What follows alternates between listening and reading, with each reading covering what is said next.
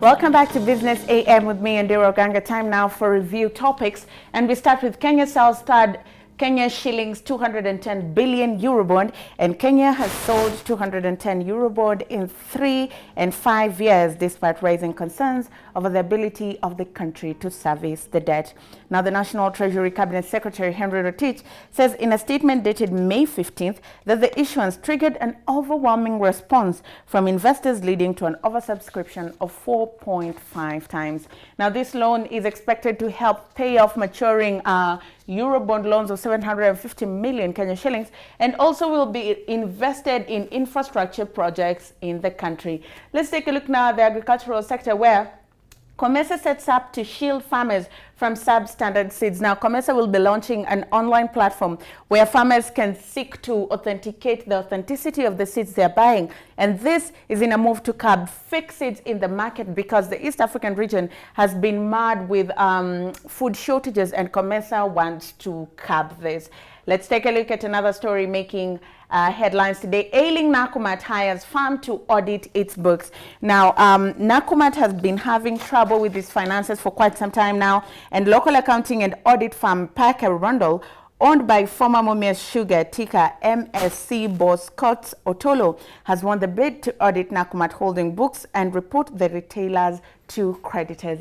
Now, as you all know, Nakumatt has been having financial trouble, and its suppliers took Nakumatt to court to sue them so that Nakumatt can pay them their pending debt, and Nakumatt says it does not have money. That's why the judge in the court ordered for an audit to kind of discern Nakumatt's financial situation and decide whether Nakumatt is in a position to pay their debt or not. Let's move on to another story now. NAT tells teachers to revert to old curriculum. Now, as we all know, we've rolled out the competence-based curriculum under the able leadership of Education Cabinet Secretary Professor George Magoha. And this gentleman right here, NAT Chairman Wilson Sosion, is against the new curriculum and has been urging teachers to revert to the old curriculum, stating that teachers cannot teach the new curriculum without being properly trained, and also says the competence-based curriculum has a hidden agenda and does not have the best interest of the Kenyan child at heart. Let's move on to another story now. And this is a story we were talking about. Smartphones in slow growth despite big market share. Now, the growth of premium smartphones, particularly as Charles had mentioned earlier on in the interview, is slowing down and is creating room for middle-level gadgets to get into the market, and they're doing really well. You can catch a repeat of that interview at 1:30 just to get more insight. That's all we had on review topics. Right about now, we want to jump straight into our interview, and I'm joined by a very interesting gentleman in studio. But just before we begin that conversation, I want to lay some factors into context for you guys, because there was a very interesting report by the that says meat and milk consumption in Kenya rose. Now, Kenya's growing appetite for meat and dairy products, so the livestock sector turnover hit 146 billion shillings in 2018 from 135.6 billion, supported by the private sector and the county government. And today I'm joined by a very interesting gentleman just to contextualize these numbers and figures and talk to us more about the dairy and beef sector. Thank you very much for making time. Kindly introduce yourself. Thank you. Thank you for having me. My name is Alex Gathii. I'm a certified cow signal trainer. I'm also a USA champion of change. And I'm the managing director of Tunnel Consulting Firm, where it's a one-stop shop for the dairy investors, dairy entrepreneurs, you know, dairy stakeholders in Africa. Okay. Yeah. Now, in relation to the international dairy scene and dairy sector and market, how is Kenya faring? Kenya is faring well, especially in Africa. Africa produces about 5% of the world milk. And Kenya produces about 30–40% of that 5%. Yeah. So in terms of comparison with the rest of Africa, Kenya is doing very well. But when you get outside Africa, Kenya is doing badly. Yeah. Or when you compare Kenya and Africa, South Africa, the statistics are not right. Yes. So, Kenya, compared to the world, Kenya is not doing as competitively as other regions of the world. We know Scandinavian countries and the US probably, they are huge producers of dairy products. What lessons can Kenya learn from these people that are way ahead of us? Yeah, excellent. Just this morning, one of my clients in Kirinyaga just sent me a list of challenges that are facing Kenya. And I've just forwarded the same to the CS. Which some of those challenges are? high cost of production, high inputs, high cost of labor, high cost of capital, low milk prices. The list was very exhaustive. And I'm just wondering whether we are going to survive the next 10 years as dairy sector in Kenya. So if we are to survive, Yes. borrowing lessons from countries that have done really well, Yes. what can we tweak and twitch so that the dairy sector can go back to being vibrant? Good question. I trained in Israel, and if we borrow from that jurisdiction, I also trained in Ethrat. Yes. And if we borrow from those two jurisdictions, and also when you come back home in Africa, South Africa, we need to get down to something we call business modeling. What are our production systems? How are we producing our milk? Our milk is mostly small-scale holder farming. Yeah. Is it sustainable? Does it have the economies of scale? Does it resort to good quality milk? Honestly, you'd love to take good milk that has no antibiotics, less somatic cells. When you go to other jurisdictions in Europe, it's about 500,000 somatic cells. Kenya is beyond 3 million somatic cells. I'm not here to expose some reports. Some things like antibiotic in milk is prohibited in other markets. In just around here, you may find it in the market, and that's what the dairy regulations was trying. The recent, you remember the recent dairy regulations? It was trying to see how we can improve on the milk quality. We also need to bring in some emerging technologies, like ICT technologies in dairy farming and also in beef farming. Something like Smart Cow app is a revolutionary from Kenya, and is going to change the way we do our dairy farming. Business models, our production systems. Can we go the Kibut way? Maybe 1,000 cows, 2,000 cows, 10,000 cows. Can we go the Al-Malai way in Saudi Arabia, where you have about 10,000 up to 20,000 cows in one shed producing a lot of milk?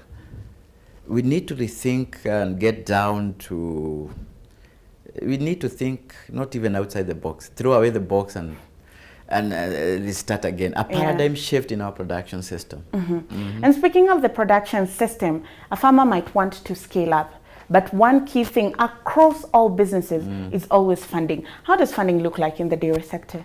The funding is pathetic. I'm sorry to say this. From the public perspective, the government is only giving 3.7% of its budget. Maputo Declaration, Kenya, which is a signatory to that declaration, Maputo and to some extent Marabo Declaration, Kenya committed to finance 10% of its total revenues to agriculture-related activities. We are only doing 3.7%. When you go to private sector, the banks, the agribusiness rating is about 4%. The other 96% is in real estate and the rest. What does that tell you? When you go to some institutions like AFC, they're trying for agriculture finance institution. I congratulate the appointment of Franklin Bett. I know he's going to do something, but the leading there has been so bureaucratic. So in terms of finances for business, agribusiness activities in Kenya, there's a deficit. Yeah. We've been seeing county governments trying to inject life into the dairy sector. We've seen some county governments give farmers dairy cows. What impact has this project had so far? On the face of it, it looks good. But again, those cows are still getting to the production systems we are talking about, the smallholder farming. So what does that tell you? Still the same problems, the high cost of feeds. Kenya is not in a production mode. We are in a consumption economy. Okay. Most of our trucks are lined up in Zambia, in Zimbabwe, in Uganda and Tanzania, getting the raw materials for making dairy meal. So let me ask you, what is the rocket science in growing sunflower for making dairy meal? Why are we importing a lot of it? Why do you want to import everything? Yeah. We are almost importing oxygen, I'm sorry. Okay. So, this county government's good initiative, but the production system is the same. Yes. However, we have to keep up because dairy is part of ensuring food security. Yes. What more can these county governments do beyond just giving farmers dairy cows? A good question. Devolution was good, sounded good. I don't know whether it's working at the moment. We are yet to get the scorecard on how the agriculture is doing. On policy interventions, the government is trying. You know, in Kenya, every problem has a policy solution. We have agricultural policy, we have a veterinary policy. The list is endless. But who is implementing those policies? There is the weakest linkage in Kenya in agribusiness, especially for dairy, is implementation of the policies. I was in the task force that drafted the dairy master plan. It has not been implemented. The dairy regulations right now, people have politicized, thinking of having monopolistic undertones. That's not the way to go. The dairy regulations were set to change the dairy sector in Kenya, but there was politics in it. So I think, in my thinking, we need to change the business model, our production system. Probably we think large-scale production of milk. Yeah, where you put 5,000, 10,000, even 20,000 cows. If you can have about 100 kibbutz in Kenya, having about 20,000 cows, that could double the milk production at the moment. We are doing 5.2 billion liters. I don't think we are doing well. The production per cow is about 6 liters per day. You go to other jurisdictions, about 27 liters per day. The cost of producing 1 liter of milk is very high in Kenya. Sometimes it goes up to 30 shillings per liter. And the market is offering you 33 shillings. So that's just 3 shillings above. And have you calculated the opportunity cost of land and other things for production? So, is the farmer in business? What are we protecting? When we say we protect this smallholder farming, we are protecting poverty, I'm sorry to say. We'd rather see how we can tweak it and have a paradigm shift, yeah? Change the business models. All these farmers can bring cows together and they are managed. Some people like Tanolop can come and manage, or perform it, or anybody else, or even county government can manage, and then they are sent some money on M-Pesa. Everybody has M-Pesa in Kenya. Okay. And when you talk about scaling up, it means large production, it means surplus product. Yes. There was a time there was a lot of milk in the country and it went bad and it had to be discarded. Yes. Let's talk about market for dairy products in the country. The market is huge. The only problem with us, I'm a food technologist. I trained at the University of Nairobi. When you go to Israel or even in Europe, you see so many milk products. I was in Israel, they have about 1,700 milk products. Almost every meal in Israel has a milk product. Almost every kid in Israel is taking some milk products. What is the scenario in Kenya? You have about 27 milk products. What is our consumption capacity? Yeah. Do you know, according to the World Health Organization and FAO, you only took about 122 liters of milk last year. Yeah. That's what we call per capita milk consumption. The World Health Organization talks about 250 liters. Yeah, that's a big difference. That's a big difference. Yes. Africa is not consuming. And by the way, the average in Africa is about 50 liters. So Kenya doing 122, we are doing very well. But again, compared to the rest of the world, we are doing only half. Yeah. So in relation to places that you've mentioned, Israel, Netherlands, where you train, they've capitalized largely on technology. How can we also take advantage of technology? Excellent. That's a good question. That's a award-winning question. When you go to Israel, and the farm has about 1,500 cows, there are only 4 workers. If it was in Kenya, you could have 100 workers. What does that tell you? The labor costs are very high in Kenya. Yeah. Use technology to leverage to reduce your overheads. Something like Smart Cow can be able to, when you go to Play Store and download Smart Cow app, it can be able to do all the farm records. Something like the cow barn design can be able to reduce your cost by half, not even by half, below half. But then, who is bailing the cat out? Everybody wants the status quo to remain the same. Yet we want our dairy sector to grow. Is that possible? You tell me. It's not. Yeah. Yeah. So we need to adopt technologies, not necessarily to be seen as techno-savvy, but you need to adapt very appropriate technologies that can be able to facilitate our production. And we move on as a country. So I guess this is your camera, Richard, camera 3. So I want you to look into this camera. There's a dairy farmer somewhere. They're probably small scale. They're looking to grow their business, make money out of it. Talk to that farmer. There is hope. There's a lot of hope in dairy farming. Some of the people that are very big in this country, the likes of Dr. Gekonyo, Professor Gathii, grew up with the dairy sector, the proceeds from the dairy sector. So the future is bright. All what we need is for the government to do what it takes and for the private sector to do what it takes. So we need, one word I can tell the dairy farmers: get a cheaper source of protein, get a cheaper source of energy, get the right design for your cows, make your cows more comfortable, produce your own feeds if you can, and get the best inputs at the lowest cost possible. Thank you very much for making time. You're most welcome. So that's where we'll leave that conversation. But before we leave you, I want to be telling you about an event that we'll be covering live today. And as I tell you that event, maybe Elijah Simba Kiage can come into studio and join me, because he's the one who'll be taking over Business AM next week. Now, as Simba makes way here, let's go through that event. The name of the event is Think Business Bank Awards 2019. I think Think Business is the theme, Banking Awards 2019. It will be held 17th of May 2019 from 1800 hours to 2300 hours. Now, entertainment will be by Waivers Band as you arrive and register. There'll be cocktails for you to network with different players in the banking sector. No, all the CEOs in the banking sector will be there, all the important people in the finance sector. So you don't want to miss that. You need a loan, you need financial advice.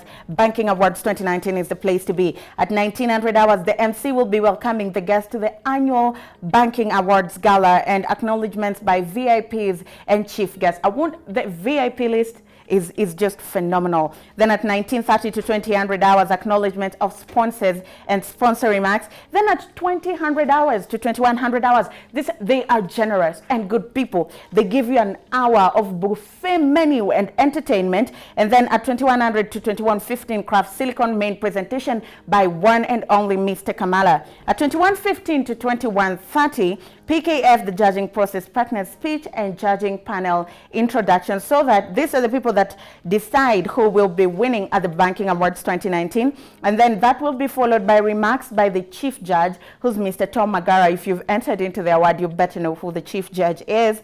And then later on, it will be time for the award presentation, the reason why all of you are there. And then it will be followed by customer satisfaction survey findings presentation by Infotrack by Mr. Walter Nyambudi. And then award presentation continues, because we have to keep awarding people. And after that, when you've won, you're in a mood to celebrate. And even if you haven't won, you've been invited, you've been nominated. So it means you're a winner. There'll be entertainment and then a vote of thanks, and the guests will be leaving at their own pleasure. So the Banking Awards 2019 starting at 6 p.m. today. What is the venue, Richard, if you don't mind? Think Business, Knowledge for a Competitive Age. Details about the venue: Movenpick Westlands. Movenpick, that's the venue of the event. So a very lovely hotel for a very interesting and important award, the Banking Awards 2019. My colleague Elijah Charles Simba Kiage is in studio. You guys, are you excited? And you guys, Stephanie earlier on said Simba is interested in sports. He has a big love for sports. And the trivia I had posted about the sports personality who had graced most covers, Simba got it right. It was Michael B. Jordan. And besides knowing business, you guys, Simba also knows sports. He's done a very interesting promo. It's on YouTube. If you ask him what business is, he will tell you what business is. Go to our YouTube page to find out more about that promo. Just before we leave you, as Simba walks on set, let me remind you again of the awards. The awards are the Banking Awards 2019, and the theme this year is Think Business, Knowledge for a Competitive Age. Now, this is a place where all the relevant stakeholders in the banking sector converge to have these award ceremonies, and the event will be starting at 1800 hours. Entertainment is by Weaver's Band. Guests arrive on location. And just so we're clear, we, Metropole TV, the premium and first business channel in the country, are the official media partners. We'll be carrying this event live. So if you cannot make it, make your way there, tune into Metropole TV and get to find out more about this event. The MCs will be there to welcome you to the award. a report will be launched, and the opening speech will be by Ochieng Olo, who's the CEO, Think Business Limited. You don't want to miss this. There'll be dinner, there'll be interesting conversation, and most importantly, there'll be awards, and we want to wish the award winners all the best. Now, drum rolls! Look who's here! This is my camera. This one? Which is this camera? Camera 2. Where's the director? You guys have us there? Yes, camera 2. Beautiful, isn't it? Yes. How's the 1 week been? Hectic.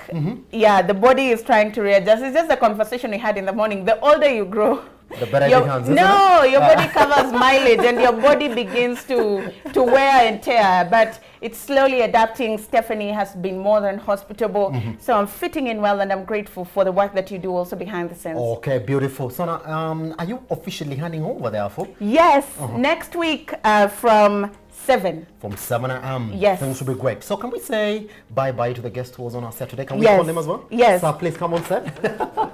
All right, beautiful. Thank you very much for coming. welcome. Here's the thing. Yes. Probably next week we shall be together Yes. on the show as well. Thank But you. here's the thing. I'm usually in a suit. Yes. A tie as well. Yes, I yes. was off from the screen as well. Yeah. Yeah. Thank you very Pleasure much for coming meeting you. on Metropole TV. Okay. Here's the thing. Can I outro today? Yes, go ahead, All right. Simba. Where's our camera? Is it right there? Camera 2. All right, director, are you good for the outro? Yes, he All is. right, they are. All right, for Business today, my name is Simba Elijah Johnski. And I'm Andira Ganga. And I'm Alex Gathii. All right, see you next week. Bye-bye. All right, have a good day.